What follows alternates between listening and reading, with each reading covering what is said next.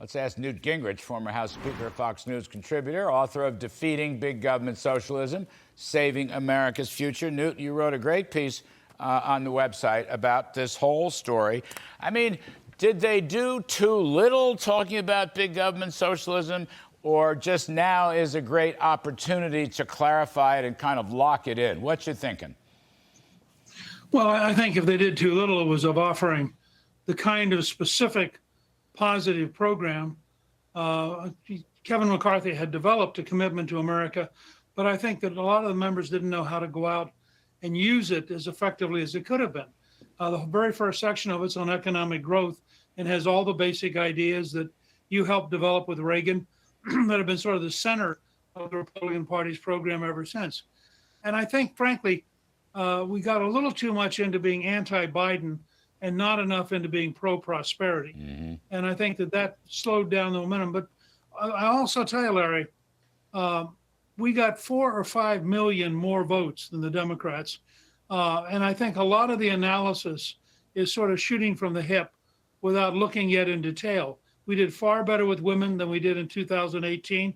We continued to increase our strength among Hispanics, which has been going up every single election. We began to increase our strength among African Americans. We had a big jump in our support among Asian Americans. So there was a lot there that to look at. And, you know, I got intrigued because when I was in the House as a minority member, the Democrat majorities were so big, it never occurred to me to check and see about very narrow margins. But when Kevin McCarthy becomes Speaker, and I think it'll be announced today or tomorrow that he's crossed the 218 vote threshold, there have been 7 Congresses since 1917 where the margin is, 220, 221, 222. It's much more common in the past than I thought it would be. He's got to start, I think, on the one front with serious investigations because the American people have a right to know things. On the other front, he's got to start, and he's already promised that their first vote would be to eliminate the 87,000 Internal Revenue Service agents. And I think that's a pretty good initial test for where we're going. Remember, the House Republicans gained seats in 20 while losing the presidency. They gained seats this year. They're in position, I think, to continue to grow that majority and to set the stage for 24. I'll just say quickly, this is like a situation in chess where what you want to do is set up a series of forks where whichever thing your opponent does, they lose something. So they bring up the right legislation.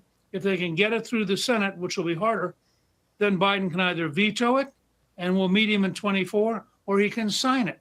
And that'll prove the Republicans are doing the right thing. But if they do a series of things the American people want, they could have a very, very good 2 years.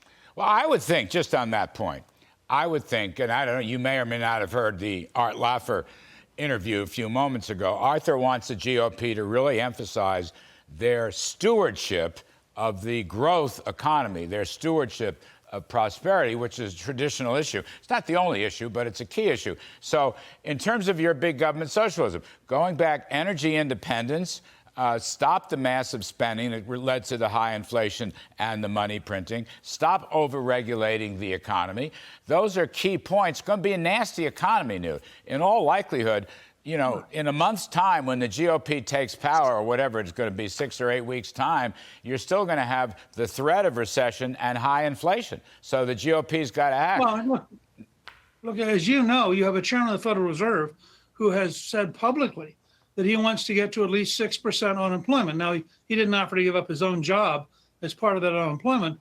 But when you talk about doubling the rate of unemployment as a solution, the pain level is going to be substantial. And if they try to wring the liquidity out of the system, as you know, both in housing and in commodities, they're going to have, some people have estimated, a 25 to 35% drop in value. People are going to be very angry, and the party which emphasizes jobs and economic growth, right back to Ronald Reagan, back to Art Laffer, back to you, Jude Wanniski, Jack Kemp. I mean, all of us had this fight in the late 70s, and we said, there's a better solution.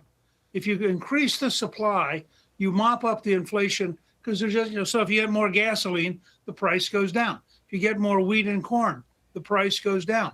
And that's true across the whole system. And I think Republicans ought to be the party of economic growth. And they should also be the party that dramatically expands manufacturing, both for the jobs and also for independence from China. I think it would be enormously helpful to have that kind of approach.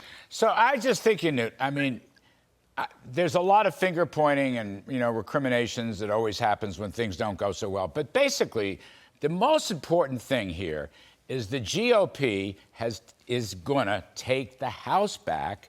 And that is an unbelievable opportunity to do all the things that you're talking about. I mean, to me, that is like the number one issue. Okay, we have a certain disappointment. We didn't get both houses, blah, blah. I understand that. There's a million reasons why. There's a million reasons why not, et cetera, et cetera. But look where they are.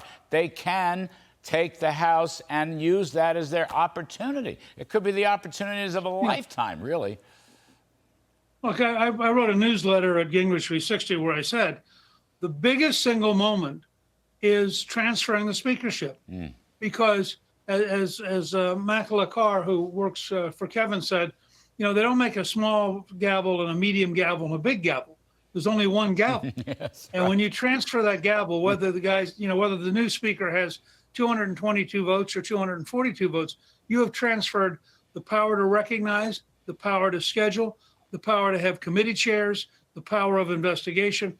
All of that's going to change on January 3rd. And frankly, it's going to be worth the price of admission to see Nancy Pelosi, if she's still there, and I think she may not be, but if she is still there, to watch Nancy hand that gavel over to Kevin is a huge change of power, just as it was, you'll remember, back in '94, when we, for the first time in 40 years, took a majority. So I really felt, and I campaigned with Kevin the last 3 days before the election.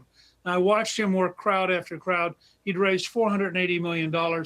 He has grown the party in 2 consecutive elections. They've gained seats.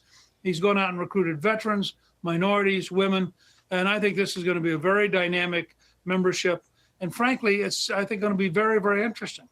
That's what I'm trying to get folks to focus on. Just all the things you just said. It doesn't matter. It's not a small gavel or a medium gavel. It's a gavel. And it's not the margins. You can do a lot with a small margin, et cetera, et cetera. That's why I don't think people should go off the deep end. That's why I'm growing bored with all the recriminations and whatnot. Let's just move on. Look at this opportunity. That's what you're saying. That's what Laffer said a few moments ago. Look at this opportunity. Let us be optimists about it, Newt. Optimists, what the country needs, a dose of optimism right now. I'll give you the last word. Well, I'll just say, and if you add to that electing Herschel Walker in this runoff, then you get back to a division of power in the Senate that's enormously important. There's a big difference between being power sharing with 50-50 and being in the minority with 49. So that's one more shot here at us getting back on offense. And if Herschel can win, it will be a big difference. All right. Well said, Newt Gingrich. We need to hear that. We need to hear that from someone who's been through it, and we thank you. Let's take out big government socialism. You coined it. I've gone with it for 6, 8, 10 months. Now's our chance. Anyway, Newt Gingrich, terrific stuff. Thanks ever so much.